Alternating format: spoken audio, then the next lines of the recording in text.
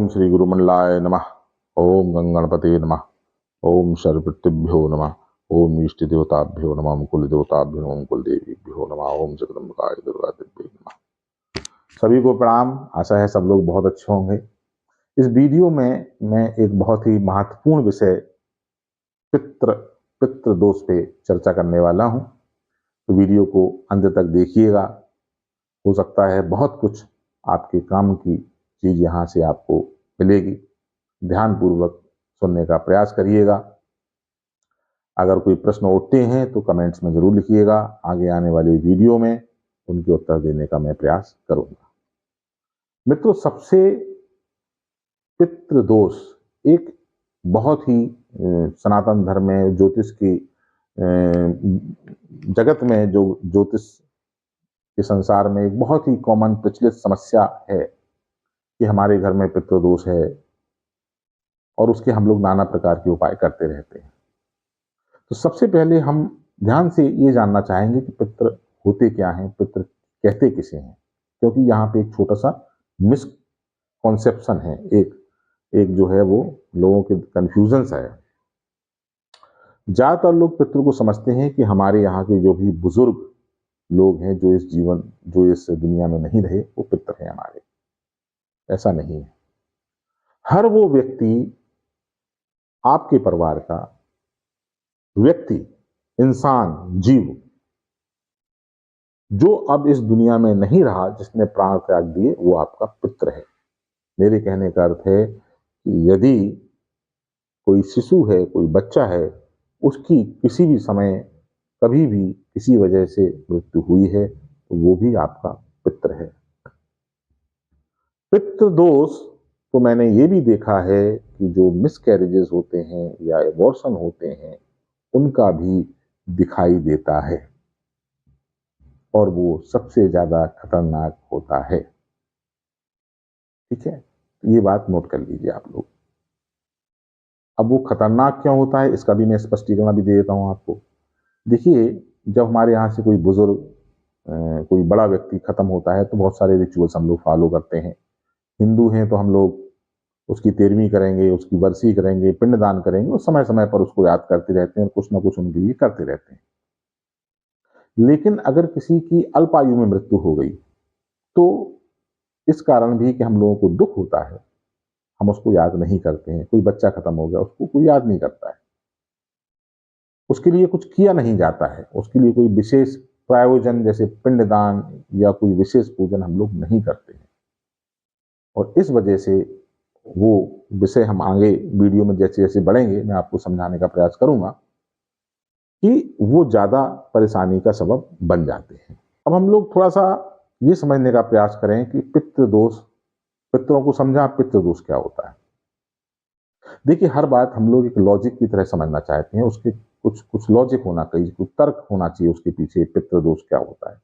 अब ये जो मेरा तर्क है, जो मेरा लॉजिक है, जो मेरी बुद्धि कहती है, जो मैंने समझा है भगवती की कृपा से, वो मैं आपको बता रहा हूं। जो सही भी हो सकता है, गलत भी हो सकता है, लेकिन मैंने जो समझा है वो मैं अपने चैनल के माध्यम से आप लोगों को समझाने का प्रयास करता हूं। देखिए, कोई भी व्यक्ति जब इस जीवन से अपने प्राणों को त्याग देता है, यानी कि मृत्यु को प्राप्त हो जाता है, तो उसकी बॉडी तो यहीं रहती है, शरीर यहीं रहता है, तो निकलता क्या है? तो आप सब लोग कहेंगे आत्मा निकल जाती है। ऐसे ही है ना, आप लोगों के मन में भी यही आया कि आत्मा निकलती है। वेरी गुड, आत्मा भी निकलती है। तो ये जो हमारा शरीर का वो हिस्सा है जिससे हम सोचते हैं, जिससे हम समझते हैं, जिसमें हमारी वासनाएं रहती हैं, हमारी इच्छाएं रहती हैं, जिसको हम मन कहते हैं, वो कहाँ जाता है? वो भी तो कहीं जाता होगा। वो तो शरीर के अंदर ही है, क्योंकि सब कुछ मन से ही उड़ा होता है। तो वो जो मन है, जिसको आप मन कह लीजिए, चित्त कह लीजिए, चेतना कह लीजिए, वो भी निकलता है। तो वो कहाँ जाता होगा? और जो मन है और जो चित्त है, जब वो निकलता है तो वो फिजिकल फॉर्म में तो होता नहीं है, शरीर में तो कोई ऐसा अंग तो होता नहीं है।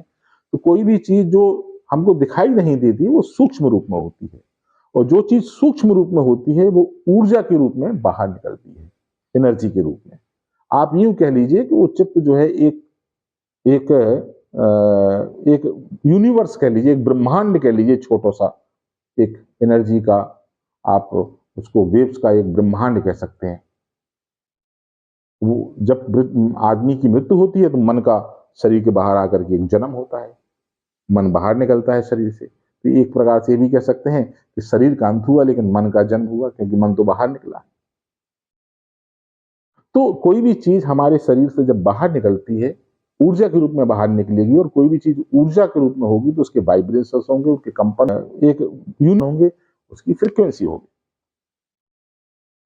तो जब ये ऊर्जा, जब ये मन बाहर निकलता है, तो ये शुरुआत में इसकी जो फ्रीक्वेंसी या कैपेसिटी या शक्ति कह लीजिए बहुत कम होती है। इसलिए हिंदुओं की परंपरा में 13 दिन तक व्यक्ति को उसी जगह सुलाया जाता है जहां पे उस व्यक्ति ने अंतिम सांस ली होती है, क्योंकि हमारे ऋषि मुनि ये जानते थे कि ये जो चित्त है, ये जो मन है, उसी जगह रहेगा। अभी वो इस लायक नहीं हुआ है कि उस घर को छोड़ के बाहर जा सके। इस 13 दिन में हम नाना प्रकार के रिचुअल्स करते रहते हैं, फॉलो करते हैं, ताकि उस चित्त को, उस मन को हम ऊर्जा प्रदान कर सकें कि आने आने वाले समय में वो मूव कर सके।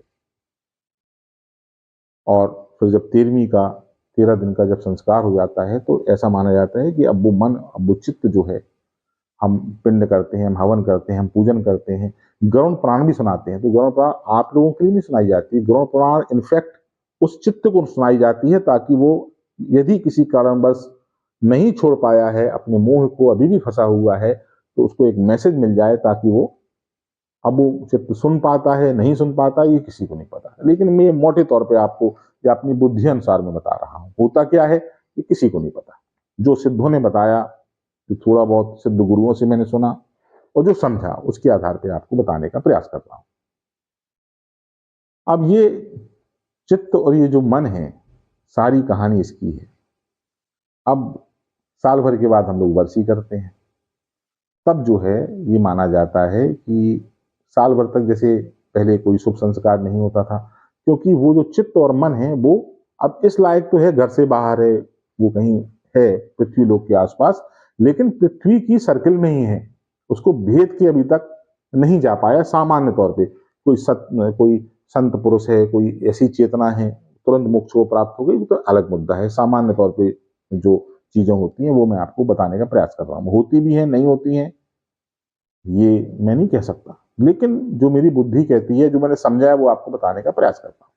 तो मेरे पास ऐसा साइंटिफिक टेस्ट नहीं है कि ऐसा ही होता है, लेकिन आप जब ध्यान से सोचेंगे तो मेरी बात को समझने का प्रयास करेंगे।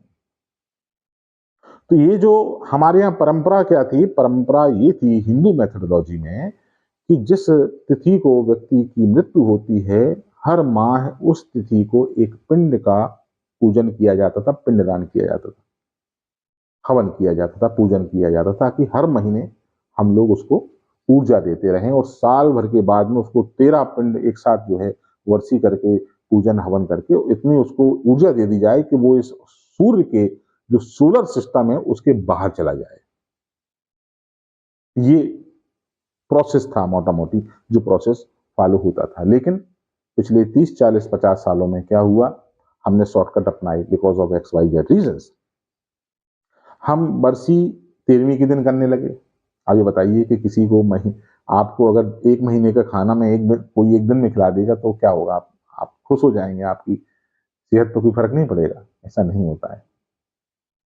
दूसरा प्रश्न ये उठता है, कई बार लोग तर्क करते हैं कि भाई साहब हिंदुओं में तो आपने बता दिया, लेकिन और भी धर्म है, उनमें तो ऐसा नहीं होता। देखिए, हिंदू धर्म हमारा अच्छा भी है, स्वीकार भी कर लेता है हर चीज को, और हिंदू धर्म ऐसा भी है कि सबसे ज्यादा खेल भी इसी के साथ हुआ है।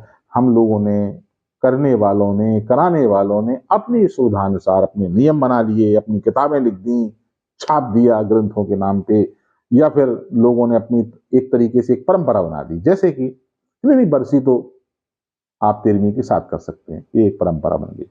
आपने मुसलमानों में 40वां होता है, आपने कभी सुना है कि किसी ने 40वां 2 दिन के अंदर कर दिया हो? किसी एक भी जगह पे आपने नहीं सुना होगा। ऐसा क्यों है?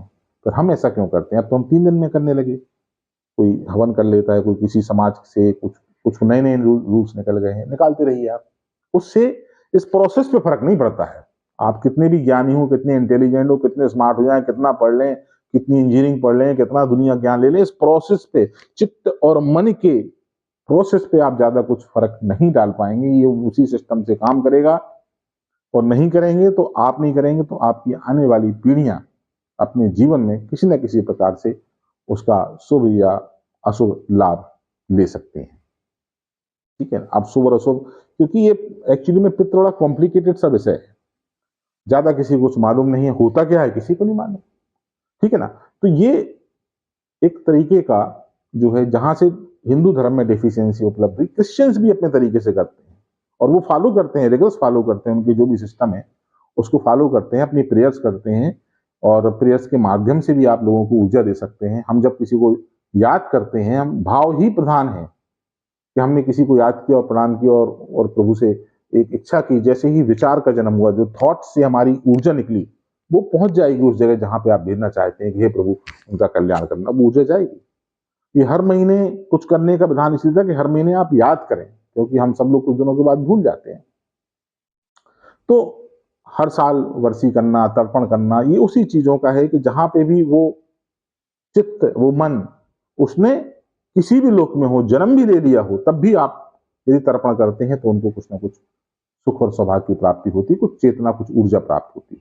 तो दोष के कारण एक तो ये हो गया कि हम लोग रिचुअल्स को फॉलो नहीं करते हैं, और मैंने आपको बताया कि दोष कहां से उत्पन्न होता है। अब देखिए कि यदि किसी बच्चे की मृत्यु हो गई, साल 2 साल कुछ बीमारी वजह से, हमने कुछ किया नहीं उसके लिए, वो एनर्जी कहाँ है? आपके घर में। हमने उसके लिए कुछ किया भी नहीं, कोई पूजन भी नहीं किया, कुछ हवन भी नहीं किया, हम उसको भूलना चाहते हैं।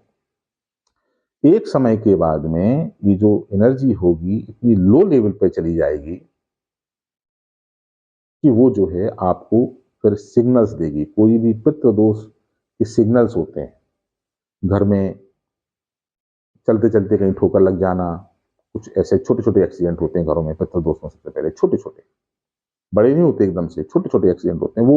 वो आदमी, वो जो चित्त है, वो जो विद्यमान है आपके आसपास, वो आपको इशारे देती है कि देखो हमको कुछ चाहिए, या हमारे भी बारे में आप सोचिए। फिर कुछ धीरे धीरे बीमारियां चालू होती हैं, फिर क्रॉनिकल डिसीज चालू होती हैं, फिर असमय मृत्यु चालू होती है, सुसाइड चालू होते हैं, कैंसर चालू होता है, ये सब चीजें, आर्थिक रूप से पतन चालू होता है, घर में झगड़े कलेश चालू होते हैं, क्योंकि नेगेटिव एनर्जी विद्यमान रहती है। फिर वो एनर्जी भूल जाती है हमारा कौन अपना कौन पराया। फिर तो वो सोचती है कि हमको, क्योंकि वो, उसको ऊर्जा चाहिए, उसको बाहर जाना है, उसको जन्म लेना है, उसको कुछ करना है। क्या करना है वो एक अलग मुद्दा है, लेकिन जन्म तो लेना ही है, क्योंकि चित्त, हम जन्म लेते ही दो वजहों से है। एक अपनी वासना इच्छाओं को पूरा करने के लिए, एक पिछले जन्म के जो भी हमारे कर्मों के आधार पे जो पुरस्कार है उनको प्राप्त करने के लिए, दंड है उसको पुरस्कार करने के लिए, दो चीजें इसकी वजह से हम जन्म लेते हैं। आत्मा को बॉडी नहीं चाहिए, चित्त को, इस मन को बॉडी चाहिए होती है अपनी वासनाएं कामनाओं को पूरा करने के लिए, तो वो चित्त को बॉडी चाहिए। और वहां पे भी मैं ऐसा सोचता हूँ कभी कभी, ऐसे मन में मनगढ़ंत सोचता हूँ कि हजारों लाखों करोड़ों चित्त घूम रहे हैं जिनकी मृत्यु हुई है, और चित्त और मन तो बकरी का भी होता होगा, गाय का भी होता होगा, कुत्ते का भी होता होगा, जानवरों का भी होता होगा, पक्षियों का भी होता होगा, और भी नाना कीड़े मकोड़े सबका होता है। कितनी योनियां बताई हैं हमारे यहाँ, करोड़ों योनियां बताई हैं। सबको मनुष्य का जीवन चाहिए, तो कंपटीशन वहां पे है। तो जिसकी ऊर्जा ज्यादा रहेगी वो शायद नंबर मार लेता होगा, उसको शरीर मिल जाता होगा। तो इस लिहाज से भी ये जो प्रोसेस है पितरों की का पूरा भी महत्वपूर्ण है। तो पितृ दोष के लक्षण सामान्यतः जो मैंने अभी बता दिए, दो चार, एक घर में क्लेश होना, आर्थिक रूप से प्रगति ना कर पाना। प्रगति का इन द सेंस ये है, मेरा मतलब कि आपका जो पोटेंशियल है, जो आपकी स्किल है, उसके अनुसार आप प्राप्त नहीं कर पाएंगे। जैसे कि कोई हो सकता है कि घर में पीसीएस बन गया, वो कहे हमारे यहाँ तो पितृ दोष ही नहीं है, मैं तो पीसीएस बन गया। लेकिन हो सकता है उसके अंदर आईएएस बनने का कैलिबर हो, पीसीएस बन के ही रह गया। हो सकता है उसमें खुश है, वो अलग मुद्दा है, वो उसकी कुंडली की कहानी है। लेकिन स्किल और मेहनत आईएएस की थी, लेकिन बन पाया पीसीएस। इस तरीके की भी चीजें होती हैं। तो ये जो पितृ दोष है, इस तरीके से चीजें, ये जो एनर्जीज हैं, ये जो चेतनाएं हैं, हम सबके परिवार में अगर कोई लोग चले गए हैं, विशेषकर बच्चे जिनके लिए हम कुछ नहीं करते हैं, और आपके घर के बच्चों के या आपके नाम से ही पता चल जाता है कि घर में कोई घटना घटी होगी। नाम भी वैसे ही मिलता है, वो बताता है नाम के घर में कोई पितृदोष है या मातृदोष है या नहीं है।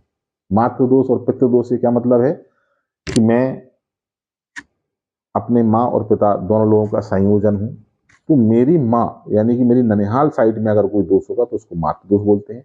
मेरे पिता की साइड में कोई अगर दोष होगा तो उसको पितृदोष बोलते हैं। दोष दोनों ही है, और कई बार जो है दोनों ही दोष होते हैं। कई बार एक तरीके से होता है, कई बार मतलब नहीं है कि हो ही दोष। तो अब समस्या ये है कि अगर कहीं पितृदोष है तो उसको हम पता कैसे करें कि वास्तव में पितृदोष है या नहीं। पितृदोष करने की कई विधियां हैं जो हम लोग, एक तो लक्षणों से सबसे अच्छा पता चलता है कि आपको लगता है कि लक्षण ऐसे हैं, घर में नेगेटिव एनर्जी है, घर में किसी एक हिस्से में आपके सीलन है, घर में चींटियों का आना लाइन बना करके, दीमक लग जाना बिना किसी कारण के, घर में बिल्ली का आना, बिल्ली का बच्चा देना, घर में मिसकैरेजेस होना, एबॉर्शन होना, बिना किसी वजह के, बिना किसी कारण के क्लेश का वातावरण होना, क्रॉनिकल डिसीज किसी न किसी को होते रहना, कि मतलब किसी एक को कैंसर हुआ फिर लग दूसरे को कैंसर हुआ, या एक को डायबिटीज हुई फिर दूसरे को ही, लगातार क्रॉनिकल डिसीज का, क्रॉनिकल मतलब जिनकी दवाई जिंदगी भर खाना पड़ती है वो सब क्रॉनिकल होती है, या खतरनाक डिसीज है, असमय मृत्यु होना, सुसाइड हो जाना। इस तरीके की जब घटनाएं घटती हैं तो उसके पीछे आध्यात्मिक रूप से हम लोग ये मानते हैं, सुसाइड के केस में या क्रॉनिकल डिसीज के केस में कोई ना कोई एंटिटी, नेगेटिव एनर्जी इन्वॉल्व है। तो इस तरह के लक्षण हो गए। फिर कुंडली से भी एक आइडिया लग जाता है कि आपके घर में या आपके जीवन में पितृदोष है या नहीं है। अब उस किसी नेगेटिव एनर्जी का घर में विद्यमान है कि नहीं है, उसका भी कई तरीका है पता करने के, वो कोई अलग वीडियो बताऊंगा, लेकिन मोटे तौर पे पता चल जाता है। अब अगर पितृदोष है तो हम करें क्या, क्या उपाय हैं? तो उपाय तो इतने हैं साहब, यूट्यूब में और इंस्टाग्राम में और फेसबुक पे, सोशल मीडिया में, कि आपको लाखों मिल जाएंगे। कोई कह रहा है चाय पी लो, कोई कह रहा ऐसा कर लें, पक्षियों को खिला दें। देखिए, मैं ऐसा मानता हूं कि एक जो भी उपाय हैं, जो शास्त्रीय उपाय हैं, और जो पूरा एक प्रोसेस है, जो बहुत सारे हिट एंड ट्रायल के बाद में मैंने देखा है, और वो भी हिट एंड ट्रायल है, मतलब जरूरी नहीं है कि एक ही बार में वो व्यक्ति को हम इतनी ऊर्जा दे पाएंगे अगर केस बहुत पुराना है तो कई प्रकार की पूजाएं होती हैं। उसमें जो सबसे ज्यादा प्रभाव मैंने देखा है वो देखा है नारायण बलि का। नारायण बलि एक विशेष प्रकार का पूजन होता है। किसी भी पीढ़ी में किसी व्यक्ति का, या जितने लोग भी आपके यहाँ हो गए, उनका सामूहिक पिंडदान होता है, पूजन होता है। वो कई जगह पर होता है, लेकिन मैंने विशेष प्रभाव देखा है उज्जैन में होने वाले, अगर वो नारायण बलि कराई जाती है, शायद इसलिए भी क्योंकि महाकाल का स्थान है, हेड ऑफिस से आत्माओं का, तो हेड ऑफिस से जब बुलावा आता होगा तो लोग पहुंच जाते होंगे, एक ऐसा कारण हो सकता है। दूसरा, नारायण बलि के बाद में जो है पितरों के लिए हवन होना, कम से कम 2 साल में 4 राउंड हवन हो, जितना भी हो सकता है। हवन घर पे नहीं, हवन स्पेशलाइज लोग, कुछ हमारी तरह के लोग जो कि एनर्जी को ट्रांसफर कर सकते हैं, ऊर्जा का स्थानांतरण कर सकते हैं, इस टाइप से बहुत सारे लोग हैं। मैं तो बहुत छोटा सा व्यक्ति हूँ, मुझसे तो मुझे तो मैं तो छात्र ही हूँ अभी, लेकिन ऐसे लोग जो एनर्जी को ट्रांसफर कर सकते हो, तो कुछ देवी देवता ऐसे हैं जो कि जिनके मंत्रों के द्वारा, भगवती के अलावा, काली जी के अलावा भैरव हैं, जो कि उनकी अगर आहुतियां प्रदान की जाएं या पितरों को आहुतियां प्रदान की जाएं विशेष सामग्री से, तो उनको ये एनर्जी दे करके निकालने का काम होता है कि आपने उनको पुश कर दिया, यहाँ से धक्का मार रहे हैं कि भैया ये ऊर्जा यहाँ से निकली, और वो खींच करके उसको सूर्य के वायुमंडल से बाहर भेजना है। वो सबसे इजी सोल्यूशन है। अब किया हवन, हुआ नहीं हुआ, ये लक्षण से ही पता चलता है और कोई मेथड इसका है नहीं है। कभी कभी एक विशेष स्थिति में जब हम लोग आते हैं तो शायद एक ध्यान की स्थिति में हवन कर रहे हैं तो एक कई बार कम्युनिकेशन हो जाता है उन एनर्जीज के साथ में, जब हम लोग उसको टच कर पाते हैं या देख पाते हैं कि इज इट मूविंग और नॉट, वो चीज़ें सही डायरेक्शन में जा रही हैं नहीं जा रही हैं। लेकिन ये विशेष स्तर पे आने के बाद कभी कभी ऐसा होता है, सामान्य तौर पर तो मेरे साथ ऐसा होता नहीं है। और लेकिन 2-4 केसेस में मैंने ऐसा देखा है कि जब मैं कम्युनिकेट कर पाया हूँ उस एनर्जी के साथ में और उनको जो है यहाँ से पुश करके बाहर भेज पाए हैं। तो आप घरों में भी अपने ऐसी इस चैनल पे भी 1-2 प्रोसेस अवेलेबल हैं जो आप कर सकते हैं पूरे वर्ष पर्यंत अमावस्या के दिन अपने पितरों के लिए। लेकिन आपको ये पितृदोष क्यों हुआ, इसकी साइंस क्या है, इसका लॉजिक क्या है, मैंने ये बताने का प्रयास किया। और पूरा एक प्रोसेस है पितृदोष से मुक्ति का, नारायण बलि, उसके बाद में 3-4 काम और करने पड़ते हैं, वो अगर आप करते हैं और रेगुलर करते हैं पेशेंस के साथ में, और इस मकसद से जब कोई करता है कि ये मेरा फर्ज है। देखिए एक बहुत महत्वपूर्ण चीज मैं आप लोगों को बता रहा हूँ। कुछ लोग ऐसे हैं जिनको कोई समस्या है, धंधे की समस्या है, नौकरी की समस्या है, घर में बीमारी है, और वो लोग जब इस उद्देश्य के साथ कोई पितरों की पूजा करते हैं कि मुझे इस इस समस्या से छुटकारा मिल जाएगा, तो उनको मिलता नहीं है। क्योंकि यदि आप इस लायक हैं कि अपने पितरों को पानी भी दे पा रहे हैं बिना पैसा खर्च किए, तर्पण भी सीख के कर पा रहे हैं, तो वो करना चाहिए और बिना किसी अपेक्षा के, आशा के करना चाहिए। तुम्हारा फर्ज है। मैं इसलिए हूं क्योंकि मेरे पूर्वज थे, उनका अंश मैं अपने माँ बाप की वजह से हूँ। मेरे पिताजी अपने पिताजी की वजह से थे, मेरी माँ अपने माता पिताजी की वजह से थी, मेरे पिताजी के पिताजी अपने पिता, तो एक वंश बली है, उनका ऋण है हमारे लिए। उन्होंने कुछ सत्कर्म किए होंगे तब मुझे मनुष्य के रूप में जन्म मिला है। तो मैं अगर इस लायक हूँ कि मैं कुछ अपने पितरों के लिए कर सकता हूँ, तो मुझे इसलिए नहीं करना चाहिए कि मुझे पैसा मिल जाएगा, मेरा व्यापार चल जाएगा, मेरी नौकरी चल जाएगी, मेरा चैनल चल जाएगा, इसलिए थोड़ी करना चाहिए। इसलिए इस भाव से करना चाहिए कि मेरा फर्ज है, हमसे कोई भूल चूक हुई है, हमारे कुछ पूर्वजों से भूल चूक हुई है, तो हे पितृदेव क्षमा करें। और ये हम आप जब इस भाव से आप करते हैं, लगातार करते हैं पेशेंस के साथ में, तो कहीं ना कभी वो एक समय आता है जब वो पितृ आपको माफ भी कर सकते हैं। पूर्वज हैं तो माफ करना ही है उनको, और बाहर चले भी जाते हैं। पर उससे होता क्या है कि जो आने वाली पीढ़ियां हैं वो कम से कम उस चीज से मुक्त हो जाती हैं। तो ये एक चीज है। लेकिन सबसे बड़ी चीज जो मेरी है, इस चैनल के माध्यम से मैं आप सबको, अगर आप हिंदू हैं तो अपील कर रहा हूं कि हमारा जो प्रोसेस है उसमें शॉर्टकट ना अपनाएं। आप हिंदू हैं, आपके प्रोसेस ऋषि मुनियों ने बनाए हैं, उसमें दिमाग मत लगाएं, उसमें ज्यादा बुद्धि खर्च ना करें। क्या फर्क पड़ता है कि हम अगर 13 दिन तक शोक मनाते हैं, रिचुअल्स फॉलो करते हैं, और फिर महीने में एक दिन 1 घंटा निकाल करके वो पूजन कर लेते हैं साल भर तक, तो कौन सा ऐसी पहाड़ टूट जाएगी? इतना समय तो हम निकाल, क्यों शॉर्टकट लेना हमको कि नहीं सब हम बरसी एक साथ ही 10वें दिन करके छुट्टी पा लेंगे? ऐसा क्या कर लोगे? आपको आज की डेट में कोई नहीं मानता, आपको शुभ काम करने हैं, आपको कोई और करना, आपको व्यापार करना, आपको अगले दिन ड्यूटी ज्वाइन करना, करिए ना आप। लेकिन इसकी वजह से आप किसी एक ऐसे पितृ को, जिसको भोजन की आवश्यकता है, एनर्जी की आवश्यकता है, उसको महरूम मत करिए। उसको कम से कम इस तरीके से मत करिए कि वो आगे आने वाले समय में प्रेत योनि में चला जाए। यही जो आत्माएं होती है ना, यही लोग कंट्रोल कर लेते हैं। ये जो जिन्न पिशाच में कन्वर्ट होने वाली चीजें यहीं से जन्म लेती हैं। तो हम लोग जो है इस बात का, भले ही हम लोग कितने भी पढ़े लिखे हैं, इस बात का हम लोग ध्यान रखें। हम लोग हर पितृपक्ष में तर्पण करें, हवन करें, ना करें तो करवाएं, धन खर्च करें और हवन करवाएं। किसी ऐसे व्यक्ति से करवाएं जिसको महाकाली की दीक्षा प्राप्त हो, भैरव की दीक्षा प्राप्त हो, काल भैरव की दीक्षा प्राप्त हो, जिसके अंदर वो क्षमताएं हों। खाली स्वाहा करने से नहीं, किस मटेरियल से, किस विधि से, किस प्रकार से करना है, सही व्यक्ति से करवाएं। जब कोई ना मिले, वैदिक ऊर्जा को संपर्क करें, हम लोग आपकी सहायता करने के लिए तत्पर हैं। लेकिन करवाएं, और जरूरी नहीं कि हमसे करवाएं, किसी से भी करवाएं। बहुत अच्छे अच्छे लोग, सिद्ध पुरुष हमारे देश में उपलब्ध हैं, उनकी सेवाएं लें। और धन नहीं है तो भी कोई बात नहीं है, तर्पण करें। जो जैसी श्रद्धा है उसके हिसाब से व्यक्ति करे, लेकिन करे जरूर।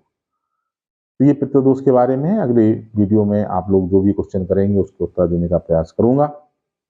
ये मेरी अपनी सामान्य बुद्धि के अनुसार मैंने आप सबको बताने का प्रयास किया। आप सबका जीवन